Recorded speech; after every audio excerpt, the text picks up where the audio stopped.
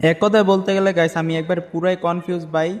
যারা আপুর এখানে বিবেচ দেখাইতেছে সামি ভাইয়ের বিবেচ দেখাইতেছে না, তারপরে হচ্ছে গিয়ে কিছু কিছু এখন বুঝতে পারি যে এআই দিয়া বলা হয়, তারপরে আবার প্রক্সি সার্ভার দিয়ে এগুলো করে। এখন আমি বুঝতে পারতেছি না কি হয়েছে ভাই।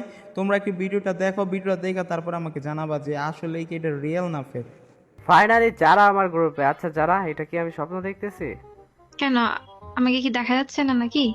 মানে বিশ্বাস হইতেছে না, আমি তো কখনো ভাবি নাই যে তুমি আবার ফিরে আসবা।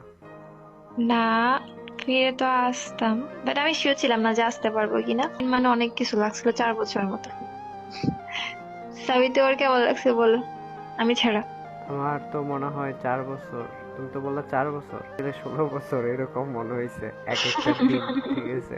স্বামী যখন একা ছিল আপনারা সবাই ওর সাথে ছিলেন, এটা আসলে অনেক বড় একটা পাওয়া। অনেক কিছু এটা, মানে ভাবতে পারিনি এরকমটা হবে যে আমি চলে গেলে সবাই মিস করবে আর স্বামীর সাথে থাকবে। সব মিলে ভাবতে পারিনি এরকম কিছু একটা হবে। আমি মিস করছি, সবাইকে মিস করছি, স্পেশাল তোমারটা বললাম না কারণ তোমাকে তো মিস করারই কথা।